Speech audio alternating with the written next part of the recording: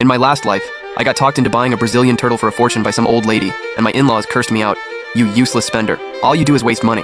But before the apocalyptic heatwave arrived, my turtle started mutating, spitting out gold coins non-stop and helping our family survive the crisis. Once it fully transformed, it could not only provide clean water, but also change the temperature around it. No matter how hot it was outside, our home stayed cool. I thought surviving the heat apocalypse meant we were safe, but behind my back, my wife secretly made a contract with the turtle and kicked me out. In the end, I died from the heat. When I opened my eyes again, I had been reborn on the day I bought the turtle.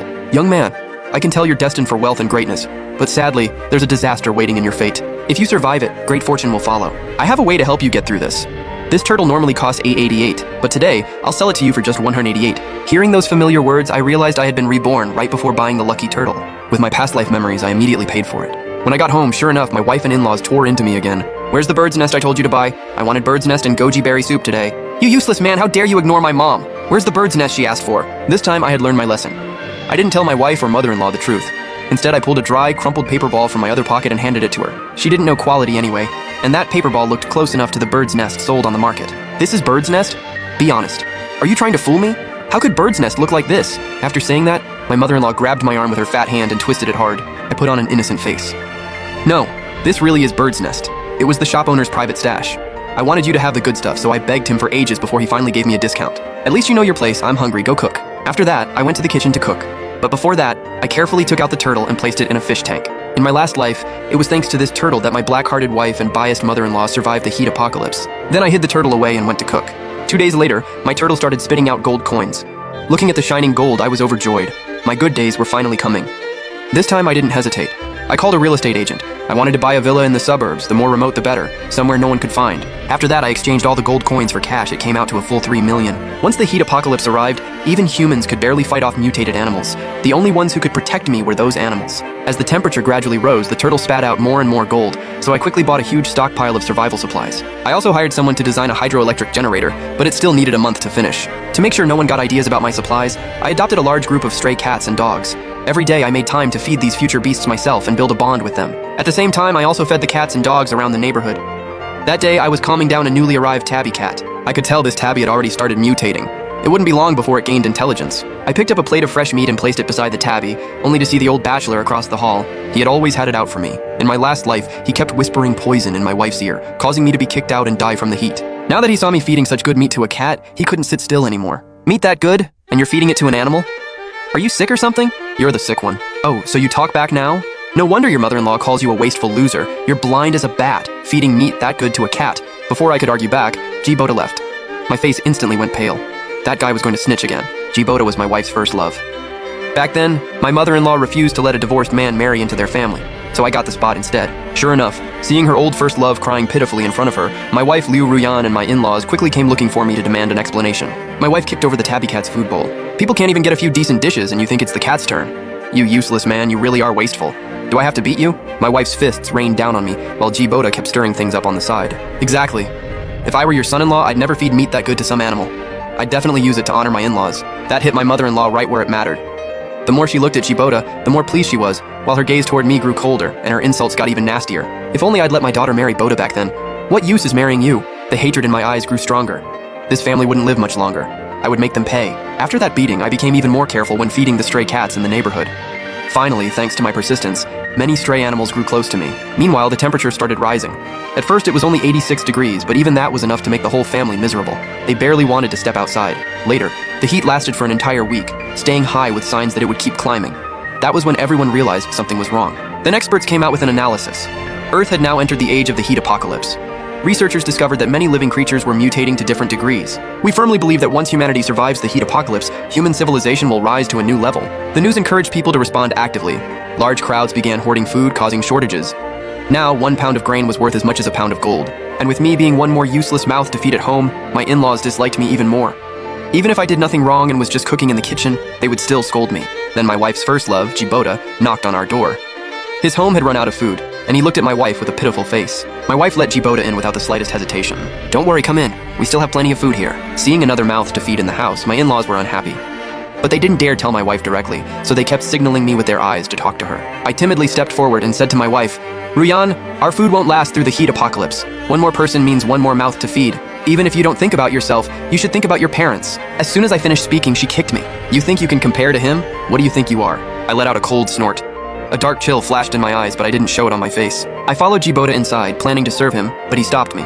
He looked at me with a frown, and right in front of me, the actual husband, acted like he was already the Liu family's son-in-law as he spoke to my wife. Ruyun, your family doesn't have much food.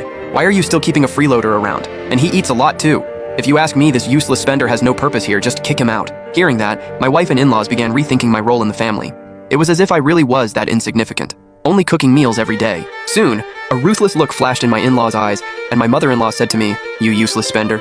You eat too much and do too little. This family can't keep you anymore." Just like that, my wife blocked me at the door and refused to let me back in. Afraid I would enter, she even wanted to break my legs. I looked at the arm-thick stick in her hand and froze in place, not daring to move forward. My father-in-law looked at me coldly. "You almost harmed my future grandson. You deserve to die." Looking at this cold-blooded family, my heart turned completely cold.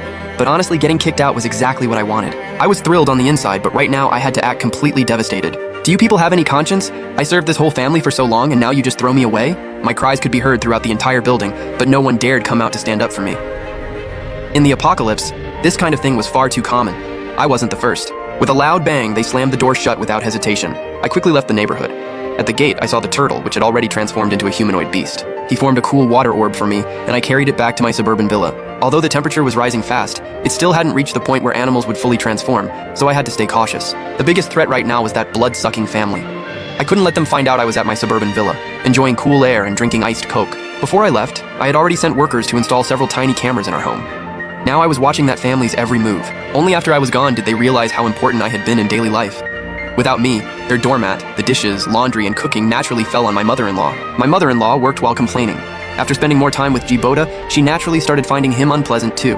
The two of them fought almost every day now.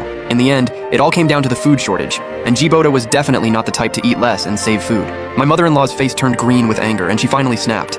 She grabbed Jibota's hair with all her strength. "You don't do a thing all day, all you do is eat, you useless spender." Seeing the man she loved get hit by her mother, my wife didn't hold back either. She kicked my mother-in-law. "Old hag, you'd better watch it." Seeing her daughter and husband, who used to revolve around her, suddenly side with an outsider, my mother-in-law had no way to complain. She could only choke back tears and go wash dishes. Meanwhile, I was lounging comfortably in my villa, because after tonight, all animals would begin transforming. My wife's family had abused plenty of animals in the neighborhood before, so it probably wouldn't be long before those beastmen came knocking. Soon, night fell. I stood outside the small yard and watched as stray cats began transforming one by one. The stray dogs also grew tall, strong, and intimidating. They stood a full 10 feet tall, with powerful bodies. But what satisfied me the most were the black bears and tigers I had raised. That made the 10 million I spent getting a zoo business license totally worth it. One beastman after another stood by my side. I nodded in satisfaction. From today on, I could dominate the apocalypse. But before dominating anything, I opened today's trending news.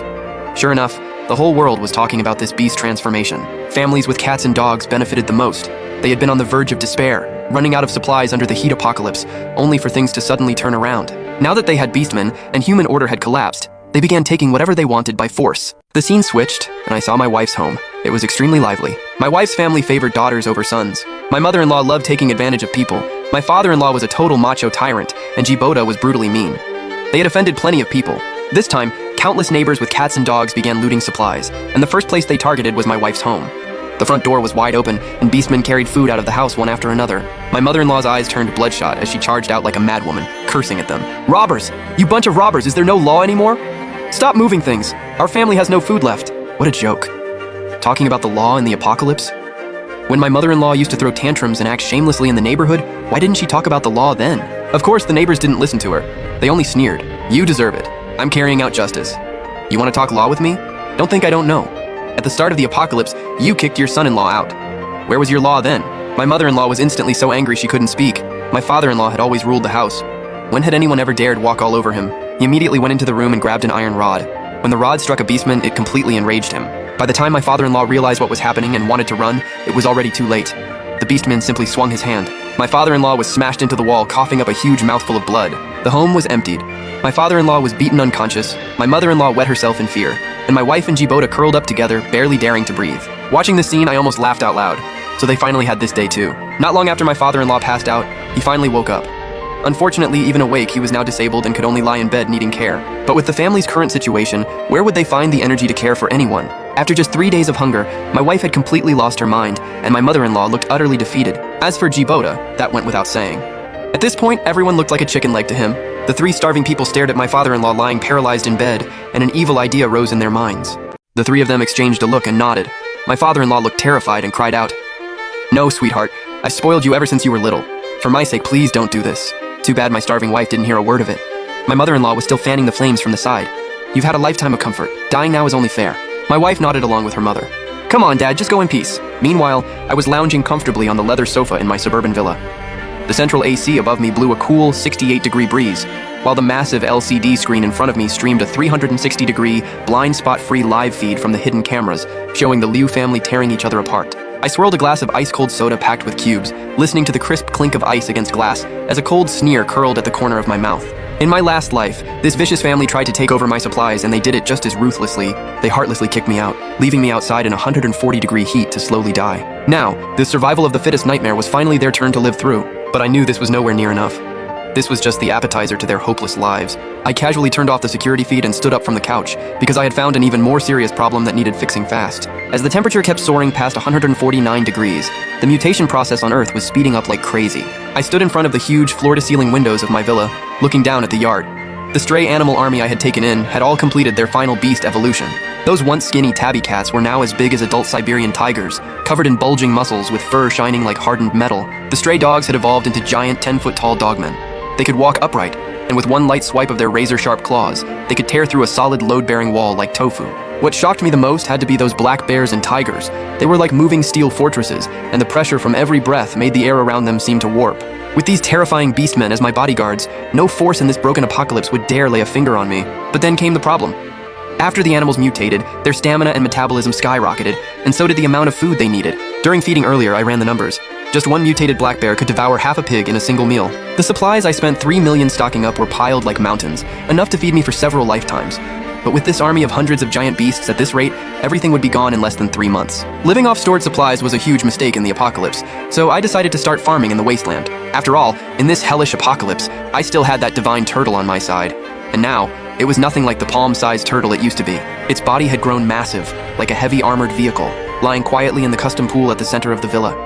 Its shell was covered in intricate, mysterious runes, glowing with deep blue light. Every slow breath it took released a visible ring of icy blue ripples. This energy not only kept the entire villa and everything within 100 meters locked at a cool 72 degrees, but its mouth could also continuously gush out crystal clear purified water.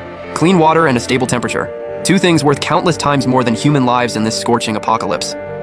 They were the absolute foundation I needed to farm and reclaim land in the end times. So I got straight to work and opened my phone. I connected to my private satellite network and logged into the only National Survivor dark web forum still running. I posted a high-reward bounty, recruiting talented survivors from across the country, especially top agricultural experts and mechanical engineers. Because in this scorching apocalypse, huge areas of soil had already turned sandy and compacted. Human labor alone, it was impossible to farm by hand. Machines were way more practical than manual planting. Less than 10 minutes after the post went up, the comments completely blew up. Just as expected, tons of survivors quickly started responding. What surprised me the most was a group of top scientists trapped in a national underground shelter. They were all key protected research personnel in this apocalypse. They didn't just study how the climate was changing in this extreme heat apocalypse. They were also researching how today's crops could be genetically modified and grown under brutal heat. I got in direct contact with the head of the national shelter. After showing them a video of me showering in ice water and promising them absolute safety and unlimited water, they agreed without hesitation. They quickly sent over a group of the country's top scientists, leading agricultural experts and mechanical engineers from rescue bases nationwide. To make sure the experts stayed safe, I even sent out 10 of my strongest beast-mutated giant tigers to pull my modified heavy-duty explosion-proof refrigerated truck and pick them up. When this group showed up pale and exhausted, wearing heavy, the scientists in heat-resistant suits arrived on my turf. The moment they stepped through the gate, every single one of them was stunned, speechless. Outside, the world was a 140-degree hellscape. The asphalt was bubbling, but here, there was a cool breeze, lush green trees, and the thermometer was locked at 72 degrees. What really made their scalps tingle was the sight of hundreds of massive beastmen inside and outside the villa, wearing custom bulletproof tactical vests, standing in formation like highly trained bodyguards. But the most important thing was when they saw the divine turtle in the pool, with crystal clear spring water pouring from its mouth like a waterfall. The old agricultural experts were so overwhelmed, they burst into tears and dropped to their knees by the pool to drink. A miracle. This is a miracle of life science. Chief Agronomy Professor Lin Lang held my hand, both of his hands trembling violently. With this endless water source and constant temperature force field, farming in the apocalypse is finally possible. Humanity still has hope. Once we decided, we got straight to work. After a short rest, the agricultural experts threw themselves into the job. They led the orcs at the villa, using them as heavy labor, and started clearing the wilderness around the property. We built massive greenhouses stretching as far as the eye could see. These greenhouses were made from the latest aerospace-grade insulation materials the experts brought with them. They could completely block out the deadly 140-degree heat and ultraviolet rays outside. And with the turtle water channel cooling system, the temperature inside stayed perfectly at 77 degrees, the ideal temperature for crops to grow. It was incredibly cool. The seeds the experts brought were gene-edited, fast-growing, drought-resistant crops. With plenty of clean water and a stable temperature nourishing them, just 1 week later, huge patches of fresh green started sprouting throughout the greenhouses. With such a major breakthrough, the shelter immediately broadcast the news over the emergency frequency. Before long, I was all over the global headlines. The birthplace of the apocalypse oasis miracle. With my villa as the center point, the land around it, once barren and scorched black, was now filled with my vegetable fields and rice paddies. But that was still nowhere near enough. I wanted to build absolute order, so I set up a survivor shelter, specifically taking in those struggling to stay alive in the apocalypse. The rules were simple. They worked the fields here, and in return, I promised them protection, enough fresh water every day, and enough food to fill their stomachs. The news clip playing on a loop was soon seen by my wife's family, who were barely hanging on in the ruins of the city. Their apartment complex had long lost both water and power. The room reeked with a nauseating stench. It was the smell of my father-in-law's leftover remains rotting away. The first one to see the news footage on TV was my mother-in-law. She had been lying on the floor, starving so badly her vision was going dark. Then she suddenly pointed in disbelief at the busted TV, barely running on solar panels. On the screen, I was standing in front of lush green rice fields, giving an interview. Well, wait, isn't that loser? My mother-in-law screamed. Her shriveled chest heaved violently, and her eyes looked like they were about to pop out. His eyes nearly popped out. How is he on the news? Behind him, that's all food! Liu Ruyan, lying on the busted couch, heard it and struggled to sit up, then glanced at the screen. Her dead, empty eyes instantly filled with jealousy and rage. Oh, that rotten bastard. Liu Ruyan was shaking with anger, her nails digging deep into her palms. After leaving us, not only does he have unlimited food, he even built some rescue base. And he dares live it up behind our backs? He must have stolen our family's money to buy all those supplies. When I find him, I'll make him kneel and beg. If I don't beat him to death, my name isn't Liu. Wait. G. Boda, who was sitting nearby gnawing on a moldy chunk of wall, swallowed hard. His eyes flashed with greed, but he was still a little doubtful. What if it's fake? What if it's an edited video? Just to trick people into doing hard labor. You know how hot it is outside? If we go out looking like this, aren't we basically asking to die? After hearing that, Liu Ruyan frowned. G. Boda had a point. His eyes darted, and he pulled out a phone that had long lost regular signal but could still connect to a weak emergency satellite network. Gritting his teeth, he opened his contacts and made a video call to me. Meanwhile, I was sitting in a bright, spacious dining room, with a solid wood table nearly 30 feet long in front of me. I was eating a delicious pizza fresh out of the smart oven, loaded with the rich smell of cheese. When my phone buzzed, I glanced at Liu Ruyan's name on the screen and cursed under my breath. Damn, she really won't leave me alone. Then I answered the call with a cold smirk. Liu Ruyan instantly turned on speaker. On the screen, the three of them were so skinny they looked like skin and bones, their eyes sunken like 3 dried-up corpses. And on their end, through the high-fidelity microphone, they could hear every crisp crunch of me chewing. Gulp. On the screen, all 3 of them swallowed hard at the same time, their eyes turning bloodshot in an instant. Then came a wave of accusations came crashing down. You jerk, where the hell have you been? What are you eating? Liu Ruyan screamed sharply, her voice twisting with jealousy. Pizza! What, never seen a seafood and cheese combo before? I said it nice and slow, deliberately leaning closer to the mic as I swallowed a big bite of pizza, then took a loud sip of ice-cold Coke. On the other end of the phone, I heard her heavy breathing, like she was about to lose it. Liu Ruyan went crazy and shouted at the screen. You had food and didn't tell us? Do you have any idea we're starving? Just you wait. Once I get to the relief station, I'll make you spit out everything you ate. I'll make you pay. Liu Ruyan was really furious. She was used to ordering me around at home. How could she stand seeing the dog she once bossed around living 100 times better than her? Now she could hear me eating pizza, and that maddening sound of me sipping ice-cold Coke.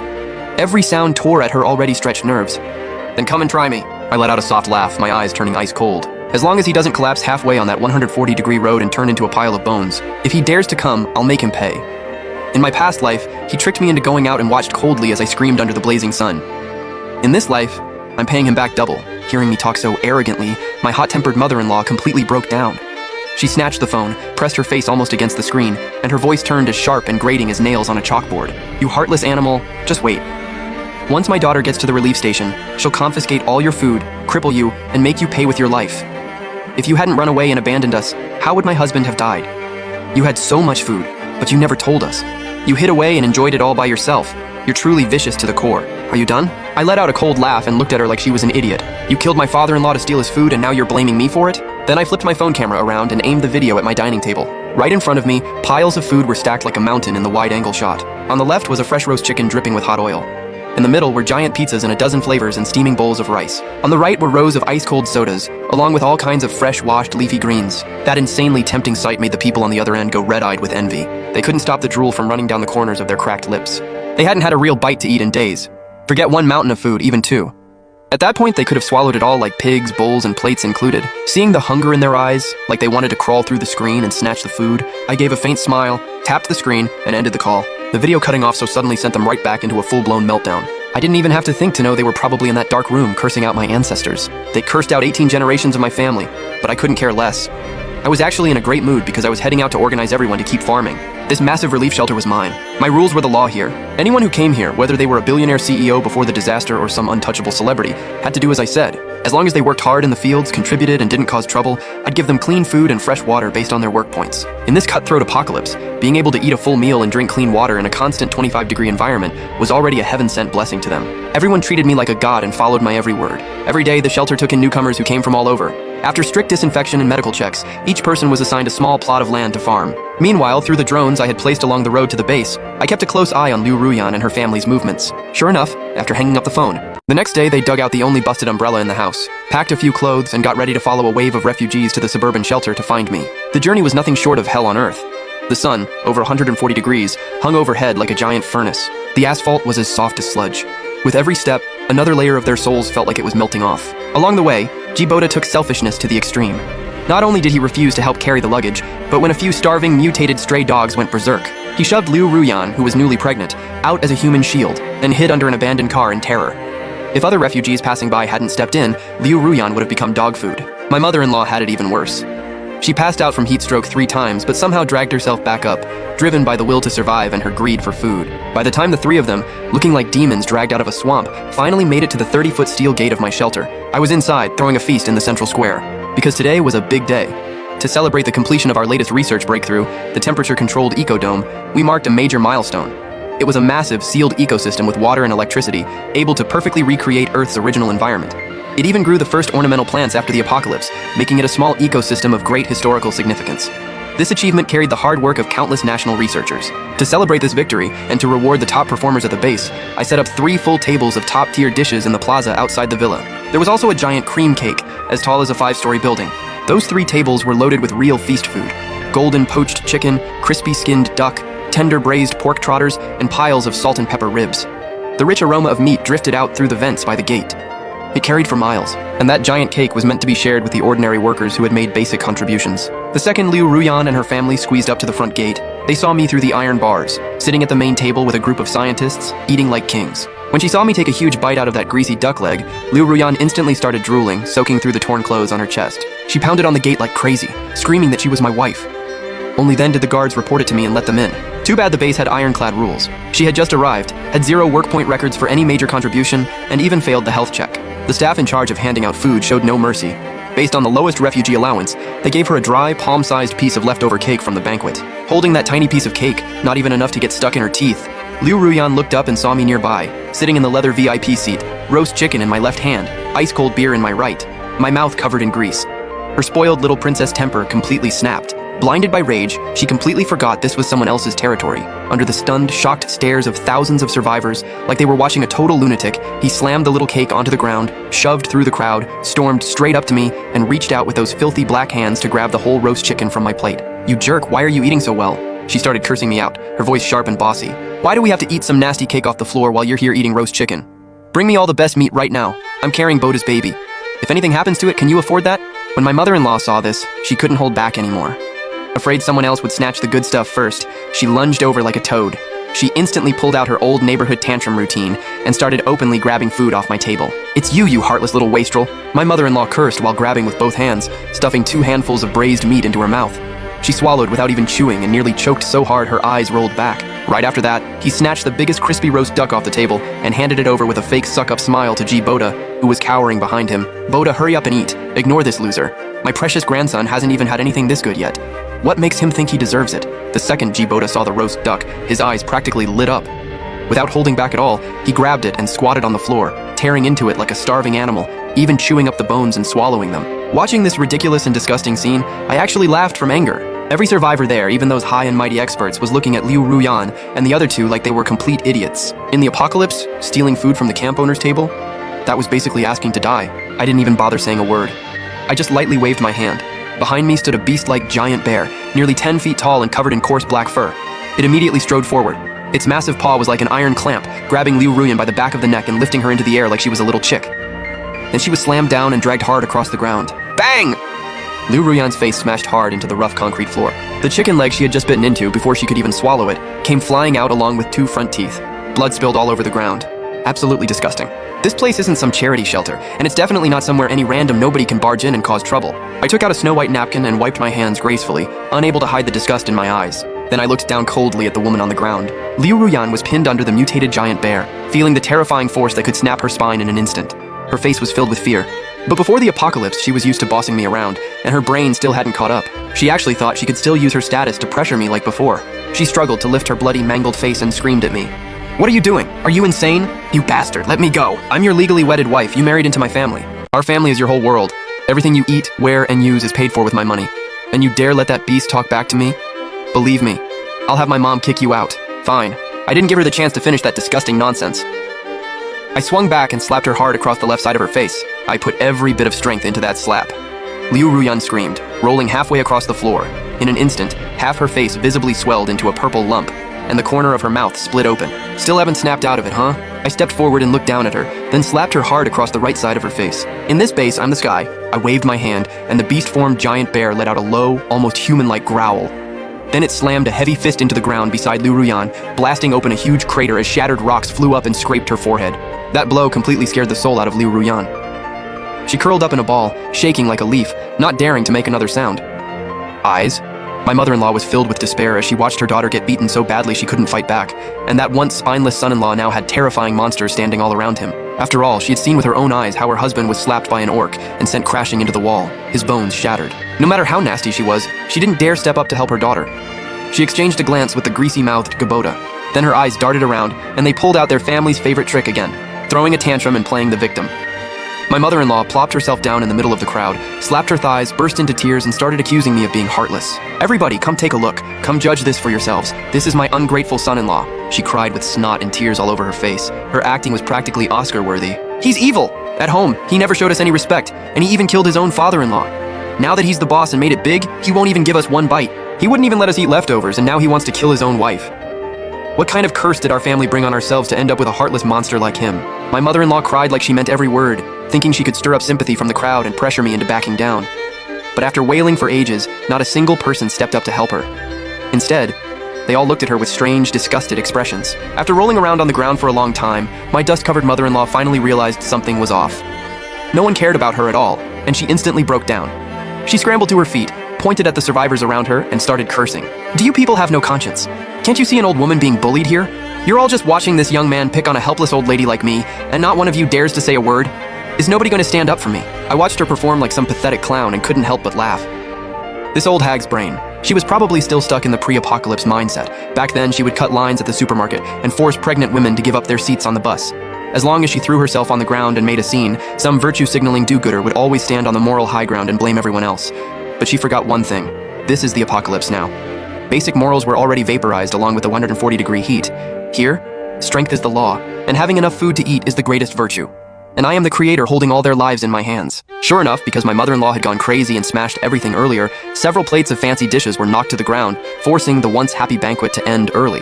The survivors who had waited in line forever, only to miss out on that big cake because of this whole mess, all showed angry, vicious looks as they glared straight at my mother-in-law. You damn old hag, you ruined everything! This is all your fault! A huge, muscular man suddenly charged out and kicked my mother-in-law hard in the stomach. You threw a tantrum all by yourself and made the rest of us miss out on the cake the base master rewarded us with. And you still have the nerve to beg for food here? Beat this clueless old hag to death! How dare she cause trouble on Boss G's turf? Cripple her! Facing the furious crowd of survivors, my mother-in-law completely panicked. She tried to crawl away, but several big men surrounded her like they were catching a chicken, then beat her down without mercy. They called it teaching a lesson to a newcomer who didn't know the rules. And Gabota, who had just been fighting over a duck leg, was now so scared he hid under the table, not even daring to poke his head out, let alone save the mother-in-law who usually treated him like her own son. After this farce ended, I looked at the 3 people lying on the ground, beaten half to death, and delivered my verdict in an icy voice. These 3 not only disturbed order in the base, but also wasted precious food. They deserved the highest level of punishment. Several strong guards immediately stepped forward. Liu Ruyan, covered in filth, was tied up with rough hemp rope like a torn sack and hung from the tallest flagpole outside the aid station. Outside, the heat was a brutal 140 degrees. The blazing sun beat down on her with nothing blocking it. She'd been hung up there for less than half an hour. Her once well-kept, fair skin quickly started turning red and blistering. Her lips cracked and bled. The pain and dehydration made her thrash wildly in midair. At last, she threw away every bit of dignity and started screaming for mercy. No, honey, brother G, no, Mr. G, boss G. Liu Ruyan was so scorched she could barely think straight. Her voice was as raspy as sandpaper. I was wrong. I really know I was wrong. For the sake of what we had as husband and wife, please let me down. If I stay in the sun like this, I'll die. Please just give me one sip of water. Listening to my ex-wife's miserable cries, I sat in the surveillance room drinking iced tea.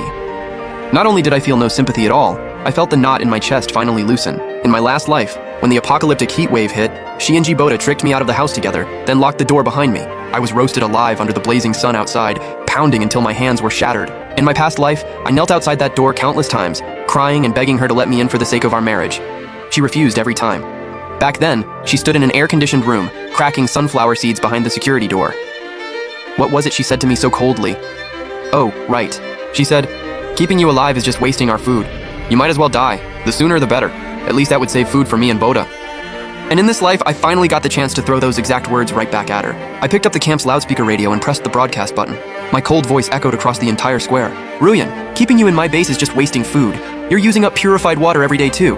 Why don't you just bake to death up there? Die sooner, and you'll save one precious meal for everyone else in this base." Hearing those cold, ruthless words come through the speaker, Liu Ruyan, hanging in midair, froze like she'd been struck by lightning. She probably never dreamed that the man who once obeyed her every word would now have a heart as ice. Tears of despair had barely welled up in her eyes before the heat instantly evaporated them. But I couldn't even be bothered to look at her again.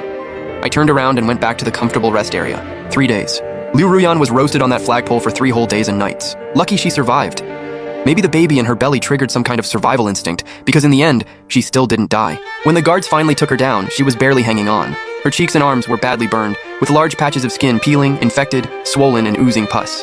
It was horrifying, but honestly, her situation now wasn't much better. Her skin was severely sunburned, and she could barely even stand. All she could do was lie in the most remote, run-down refugee tent in the camp and recover. And the rules I made for the relief station were brutally fair. Supplies were given based on labor. If you didn't work, then even if you starved to death, you wouldn't get a single grain of rice. I assigned the 3 of them a patch of mud field at the very edge of the camp, where the soil was the hardest, and required them to finish their daily digging quota. And now here's the situation. At home, Liu Ruyan claimed she was pregnant and badly sunburned, lying on a straw mat groaning non-stop, completely unable to work. Then there was Jin Boda, who had always been lazy. With Liu Ruyan backing him up, he faked being sick and dizzy, refusing to work no matter what. So, no surprise, the burden of earning food for the whole family fell entirely on my mother-in-law, who had just taken a brutal beating and was still covered in bruises. Early that morning, she stood beside the endless muddy rice fields soaked by the temperature-controlled irrigation system, staring at the heavy cast-iron hoe in her hands, and completely broke down. She stumbled through the paddy, one foot sinking after another, and started cursing me out while I was inspecting the work. "You heartless beast! Do you even have a conscience? I'm your elder! You're making a woman in her 60s do this kind of backbreaking labor? Are you trying to work me to death?" I stopped my electric scooter, looked at her coldly through my sunglasses, and waved her off like I was shooing away a fly. "My base doesn't feed freeloaders. If you don't want to work, fine. Drop the hoe and get out." The gate's wide open. Plenty of refugees are lined up begging to get in and do this job.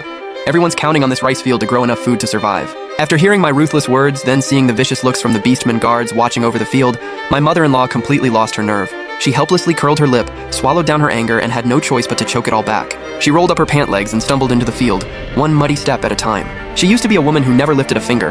Now she had to soak in the fields for over 10 hours a day, her back aching, her hands covered in blisters, nearly passing out in the mud several times. But even though she was exhausted, when food was handed out at night based on work points, she had moved too slowly and failed to meet the quota. The workers coldly tossed her only 3 dry pieces of black bread and a tiny bottle of pure water, just 200 milliliters. After days of torture, my mother-in-law finally got smart. She knew that cursing me would only make things even worse, so she didn't dare make a sound.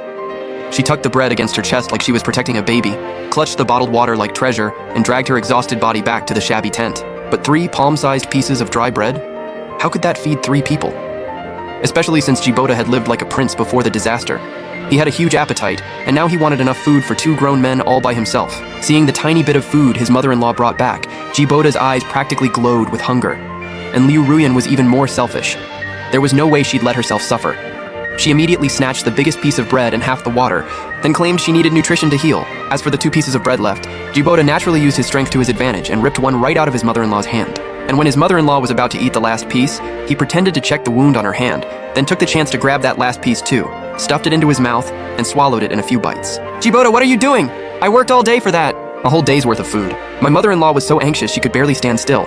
Jibota wiped his mouth and shamelessly said, Mom, I'm Ryan's only support now. If I starve and collapse, who's going to protect Ryan and your grandchild? You're getting up there in age. Skipping one meal can count as dieting. After having most of her rations stolen for days in a row, my mother-in-law often went to work in the fields on an empty stomach. She was so hungry she felt dizzy and saw stars. Even the mud in the field started looking like chocolate. Finally, driven by extreme hunger, she lost all sense. During the gap when the patrol team was changing shifts, she snuck into the temperature-controlled greenhouse I valued most. Like a starving locust, she yanked up the few precious tomato and cucumber seedlings we had just grown, roots and all, and stuffed them straight into her mouth. When I saw through the surveillance footage that the greenhouse was a total mess, with the fruit and vegetable seedlings chewed beyond recognition, I instantly burned with rage. Destroying immature crops at the relief station was the same as murdering everyone. It was the most serious crime, punishable by death.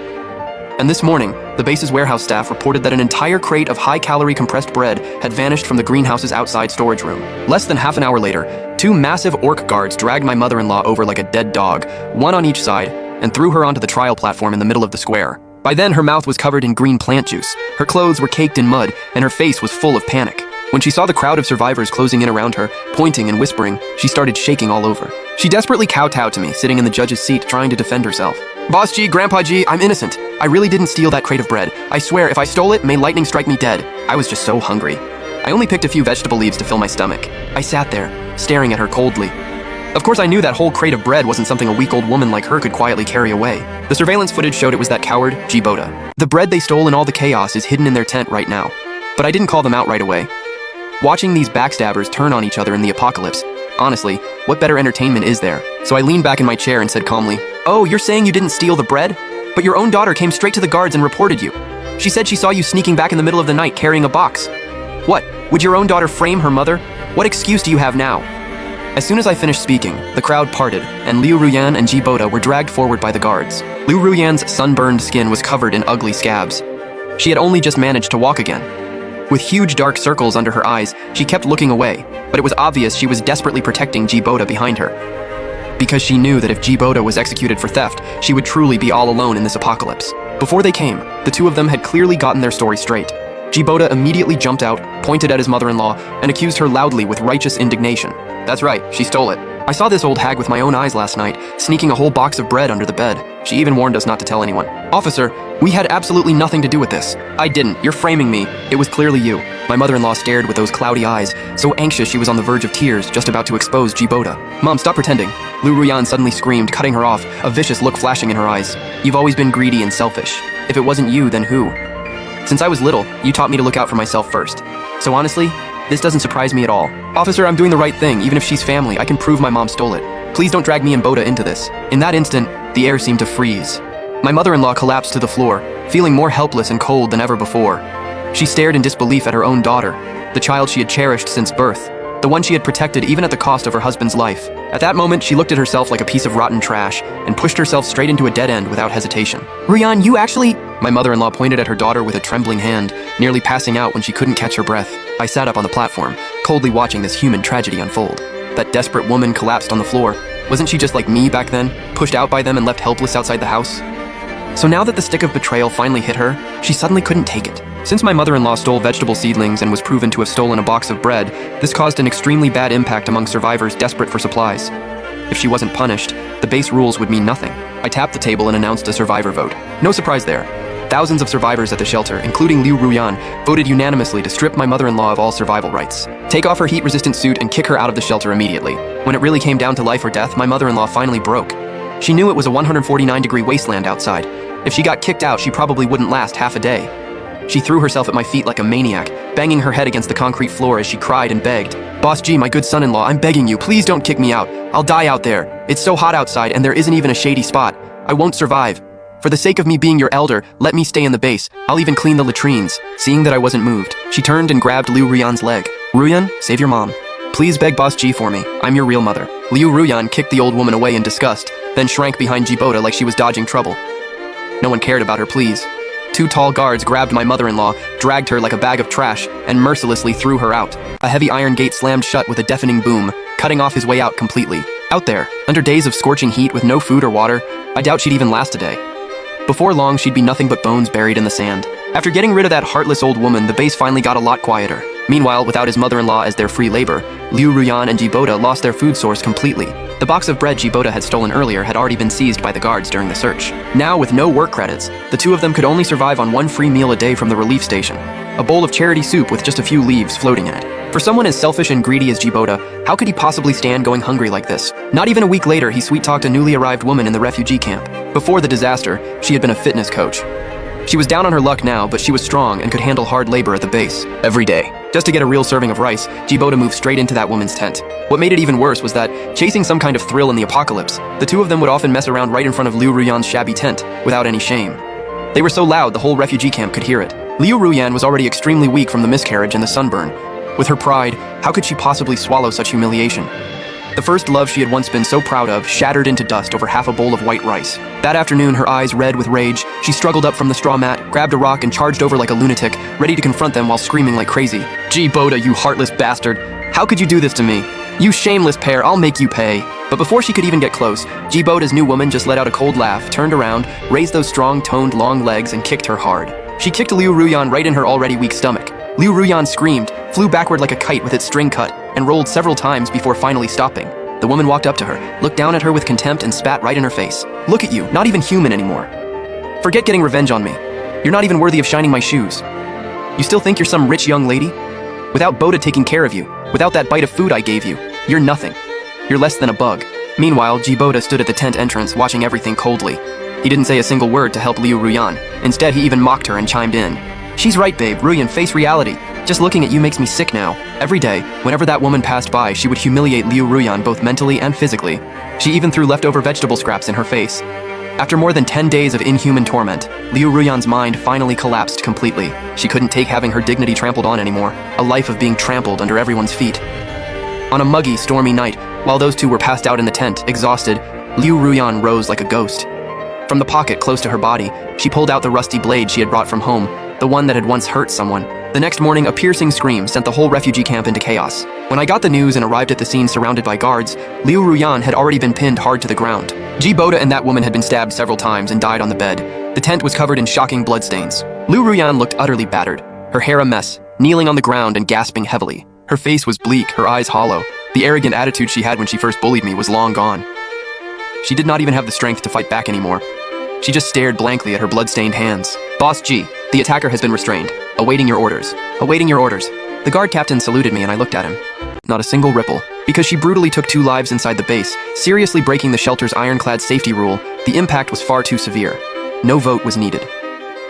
The relief station's management unanimously decided to exile her beyond the base gates. And just like that, Liu Ruyan was dragged out by 2 burly orcs, one on each side like a filthy rag, and thrown out the gate without mercy. By noon, the surface temperature outside had already soared to a terrifying 70 degrees. I stood high up on the city wall, holding a sun umbrella, looking down as I watched her roll and struggle under the scorching sun. The vicious sun was draining every last drop of moisture from her body. She clawed desperately at the burning sand until all 10 of her fingernails split open. In that final moment between life and death, as she hovered on the edge from extreme dehydration and heat, her brain suddenly flashed with one last burst of clarity. It was as if some memory from another dimension had been triggered. Her once empty eyes suddenly lit up with unbelievable awareness. She stared straight at me on the city wall, then looked behind me, as if she had remembered something absolutely crucial. She used every last bit of strength she had, staggered toward the aid station, and slammed her hands against the scorching iron gate, letting out a raspy, broken scream. You bastard, get out here! Jibota, no, you get out here! I waved my hand and had someone turn on the small speaker on the wall, then walk to the parapet just like she wanted. I looked down at that dying, vicious woman. The moment Liu Ruyan saw me, her eyes instantly turned bloodshot. Her tears evaporated in her eyes. She raised her head, pointed at me, and her voice was filled with endless regret and resentment. I remember now. I remember everything. In my last life, that turtle. As long as I signed a contract with that turtle, all this endless water and supplies would have been mine. You stole my chance. As long as the contract is in my hands, you're finished. Hearing her desperate screams, I wasn't scared at all. Instead, I couldn't help but let out a sneer. Only now, after all this, you finally got your memories back? I shook my head and looked at her like she was an idiot. Too late, Ruyan. So what if you remember now? In this life, this divine beast has been mine all along. I ignored her pathetic rage and turned to the orc guard captain behind me, giving my final order in an icy voice. Since she misses the past so much, grant her wish. Tie her up and hang her at the very top of the flagpole outside the rescue station, just like last time. The huge flagpole slowly rose, and as Liu Ruyan screamed in despair and bitter resentment, she was lifted higher and higher, completely exposed to the hellish sunlight with nothing to shield her. This time, I didn't let anyone take her down. Under the brutal 70-degree heat, it took less than a day for her to stop struggling. 3 days later, all that remained on the flagpole was a lifeless shell swaying in the wind. After dealing with that selfish, vicious family, I had nothing left to worry about. My doomsday empire began to rise fast and thrive. With the mutated turtle's incredible ability to constantly provide clean water and create a stable temperature environment, along with the research power of the nation's top experts, I successfully developed generation after generation of new crops that could withstand extreme heat and drought in the harsh apocalypse. Not only that, the giant orc army I raised wiped out the mutated monsters within hundreds of miles and became the strongest force maintaining order in the New World. Years later, with my villa at the center, a massive post-apocalyptic city-state rose from the ground, lush with greenery and powered by advanced technology. And as the absolute ruler of this oasis, I led the surviving humans to rebuild a brand new home on this wasteland, where civilization and life could finally exist together again.